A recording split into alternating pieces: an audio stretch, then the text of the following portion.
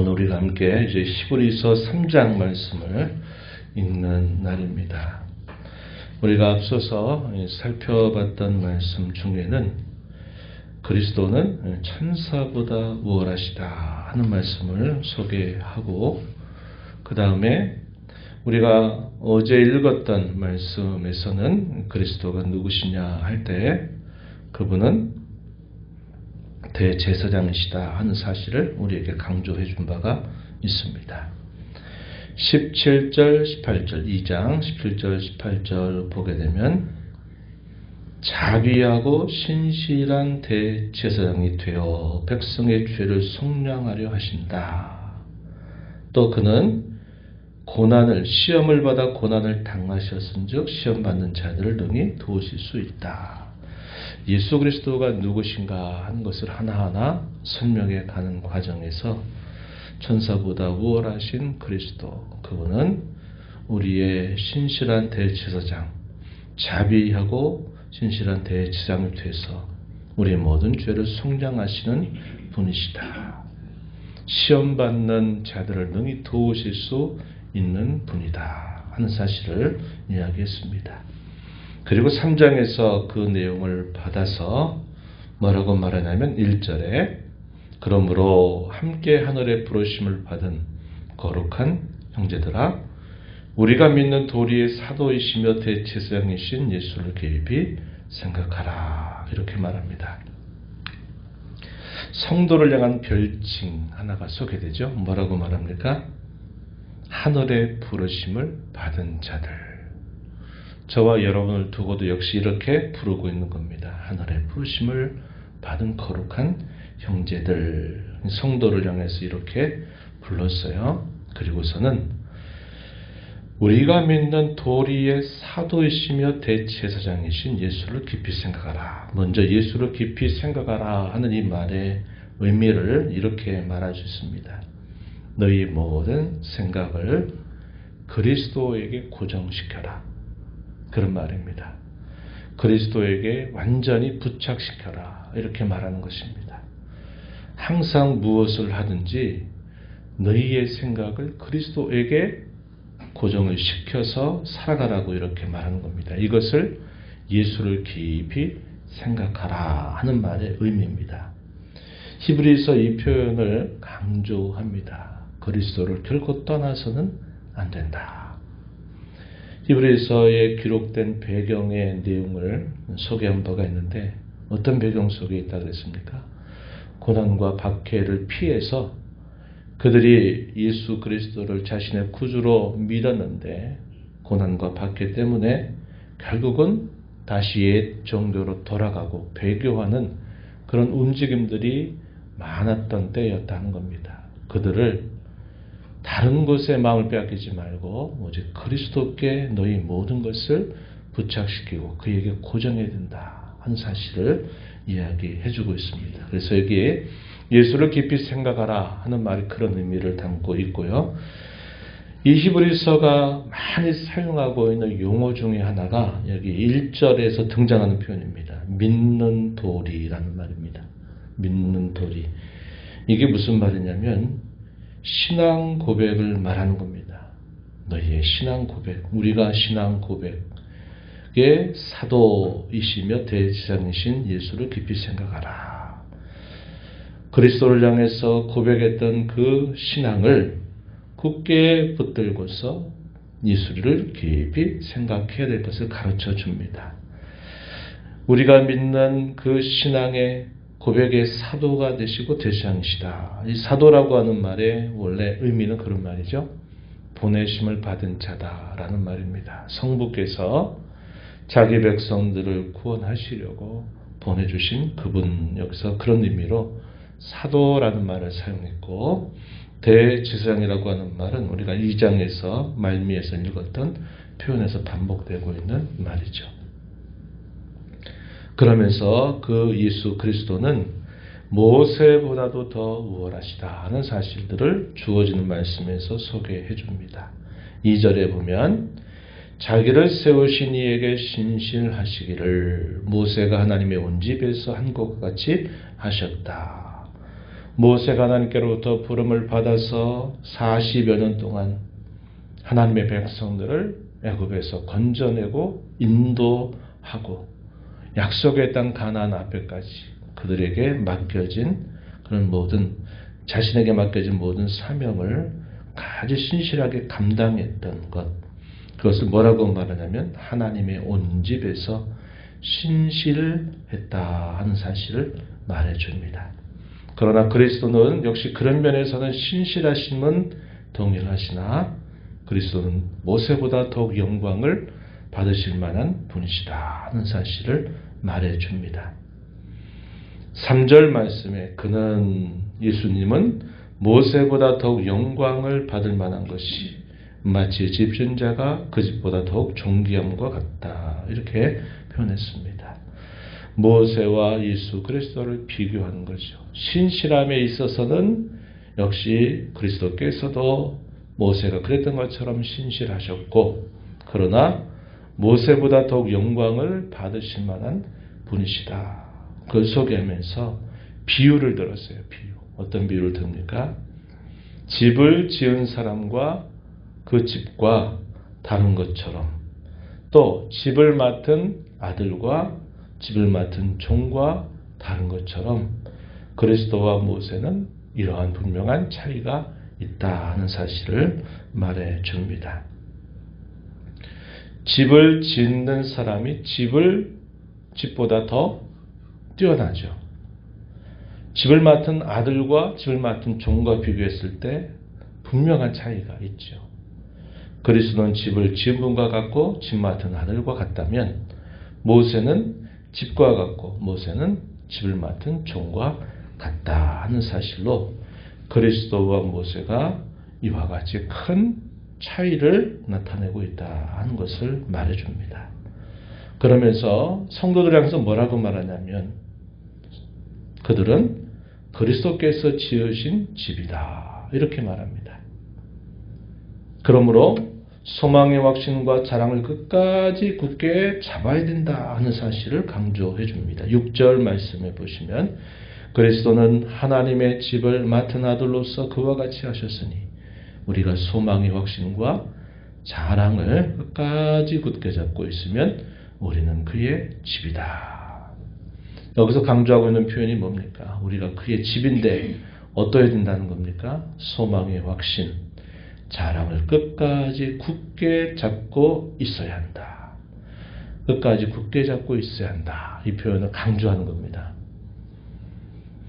그리고 이것이 14절 가서도 보시면 14절도 동일한 표현을 사용하고 있어요. 14절에 우리가 시작할 때 확신한 것을 끝까지 견고히 잡고 있으면 그리스도와 함께 참여한 자가 될 것이다. 이렇게 말합니다. 여기서도 끝까지 견고히 잡고 있으면 이 표현이 반복이 되죠. 그래서 1절에서 예수를 깊이 생각하라 하는 말, 우리의 모든 생각을 그리스도에게 고정시켜라 하는 말과 여기 6절에서 그리고 14절에서 주어지는 이런 표현들은 동일한 의미를 전달해 주는 겁니다. 성도는 무슨 일이 있어도 어떤 상황에 처해도 그리스도를 붙잡아야 된다. 이게 믿음으로 사는 성도의 마땅한 바다 하는 사실을 강조하고 있다 하는 겁니다. 히브리서의 또 하나의 특징이 뭐냐면요. 이런 특징이 있어요. 히브리서가 고난받아서 박해 가운데 있는 성도들이 그 믿음을 지켜가는 이들이 있는가 하면 고난과 박해 때문에 막 흔들려서 뒤돌아서려고 하는 이런 움직임이 있다 보니까 이 히브리서는 어떠한 형식을 갖추고 있냐면 하나의 교훈과 교리를 쭉 설명을 해줘요. 그리고 난 다음에 그 교훈이나 교리에 근거해서 강력한 권면 혹은 경고를 덧붙여줘요.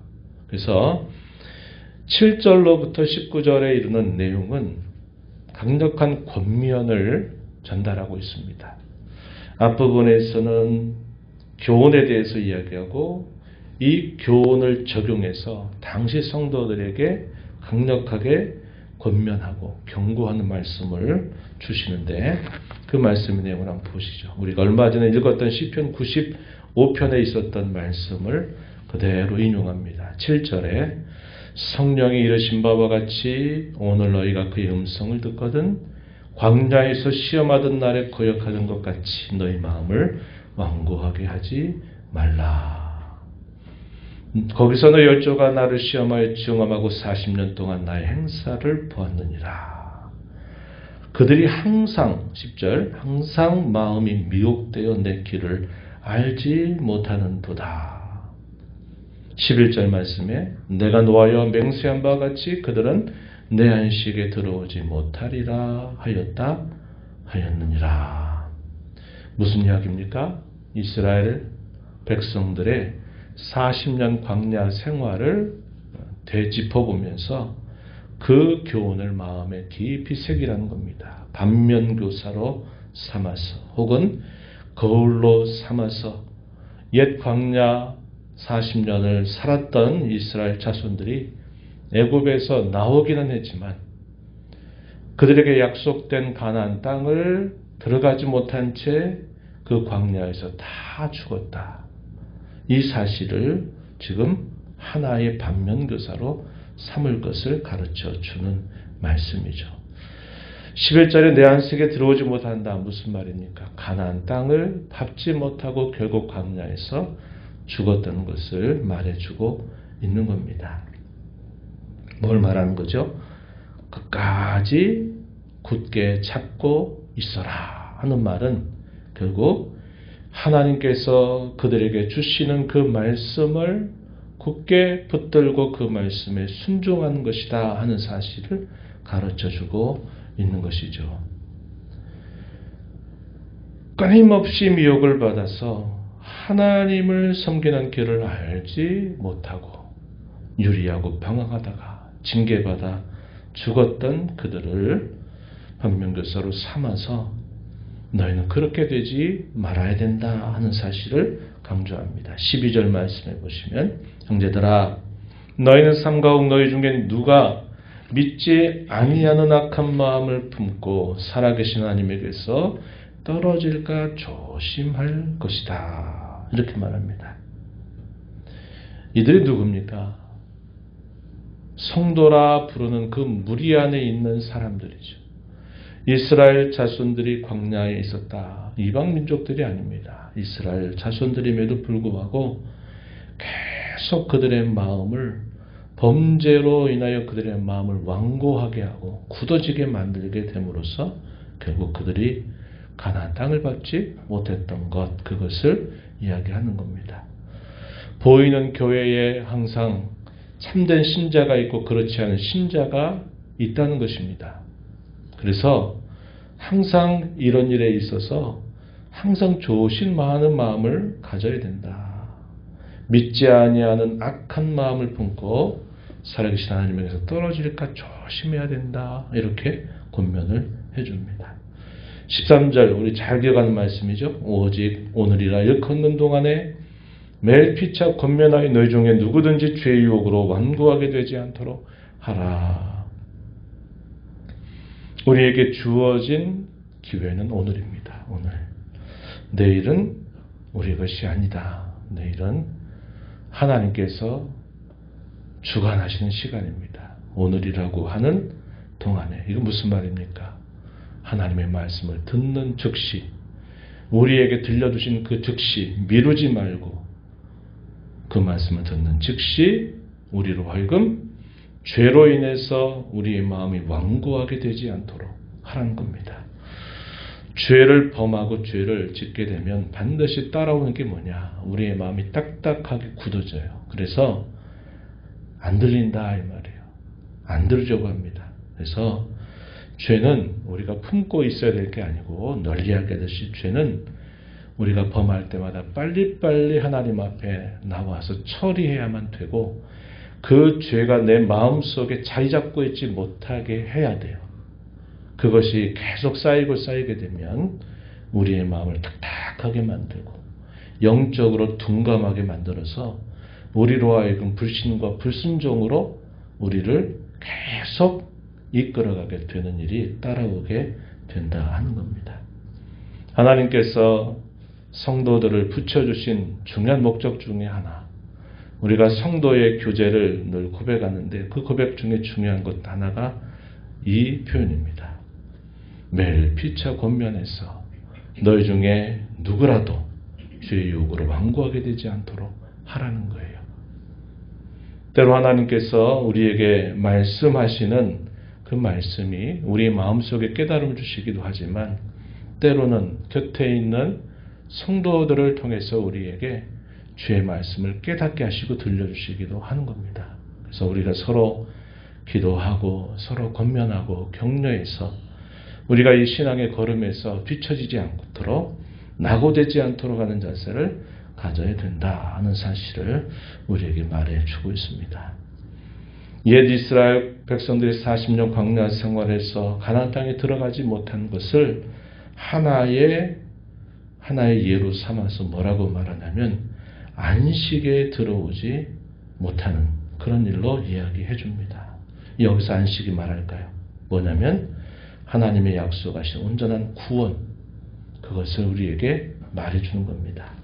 그래서 우리가 이 땅에 사는 동안 그의 교회에 속해서 살아간다 하더라도 우리가 늘 그리스도를 붙들고 또 그분이 우리에게 주시는 그 말씀을 듣는 그것을 오늘이라 생각하고 우리 마음을 살펴서 그 말씀을 언제나 듣고 순종하고 또 함께 곁에 있는 성도들을 위해서 기도하고 잘 챙겨서 이 신앙의 걸음을 끝까지 걸어갈 것을 권면하고 있다 한 것입니다. 옛적의 이 말씀은 그 당시 성도들에게만 아니라 오늘 하늘의 부르심을 입은 거룩한 형제가 된 저와 여러분을 향해서도 계속 권면하고 있는 말씀으로 우리가 잘 받아서 이 말씀 교훈 따라 살아가는 저와 여러분 되기를 바랍니다.